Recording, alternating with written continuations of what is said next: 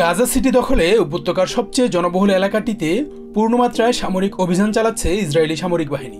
গাজার বাসিন্দারা স্বেচ্ছায় সরে যেতে চায় ইসরায়েলি প্রধানমন্ত্রী বেঞ্জামিন নেতানিয়াহুর এমন দাবিকে ননসেন্স বলে মন্তব্য করেছেন ইজিপ্টের পররাষ্ট্রমন্ত্রী বদর আহমেদ মোহাম্মদ আবদেলাত্তি। শনিবার ইজিপ্টে এক সংবাদ সম্মেলনে আবদেলাত্তি বলেন, গাজার মাটিতে যা চলছে তা কল্পনার বাইরে। সেখানে বেসামরিক নাগরিকদের গণহত্যা চলছে। ইসরায়েলিরা সেখানে কৃত্রিম দুর্ভিক্ষ তৈরি করছে। স্থানীয় প্যালেস্টিনিয়ানদের মাতৃভূমি থেকে স্থানচ্যুতি করতে চাইছে, যার কোনো আইনি ভিত্তি নেই। ইসরায়েলি বাহিনীর দখলদারিত্ব এবং তাদের কৃত্রিমভাবে তৈরি দুর্ভিক্ষের মাধ্যমে গাজাবাসীকে সরে যেতে বাধ্য করছে। অথচ তারা বলছে এটা স্বেচ্ছায় বাস্তুচ্যুতি, কিন্তু বাস্তবতার নিরিখে ইসরায়েলের এমন দাবি ভিত্তিহীন।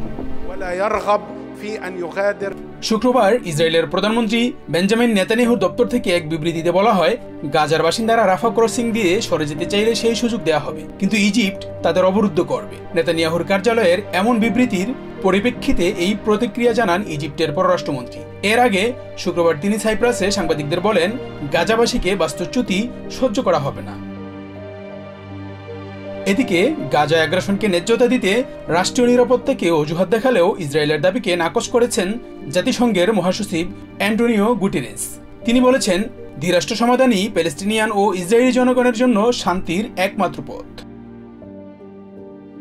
চায়নার রাষ্ট্র টেলিভিশন সিসিটিভিকে দেয়া এক সাক্ষাৎকারে ইউএন চিফ বলেন, গাজা শহরে আক্রমণাত্মক অভিযানের ফলে কয়েকশো হাজার মানুষ আবারও বাস্তুচ্যুত হবে। এটি বন্ধ করতে হবে।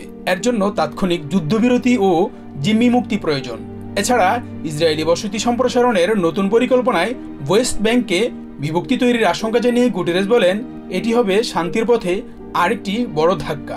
It's not only Gaza, it's also the situation in the West Bank where we see now decision to build the extension of settlements that would divide the West Bank into two, separating north and south. অন্যদিকে ব্রিটেনের লন্ডনে প্যালেস্টাইনপন্থী বিক্ষোভ থেকে বেশ কয়েকজনকে আটক করেছে London police.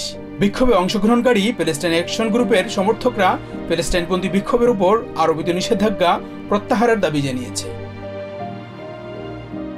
Shahnur Shahin, TVN 24 news desk. New York থেকে সম্প্রচারিত TVN 24 টেলিভিশন বিশ্বজুড়ে বাঙালির কণ্ঠস্বর।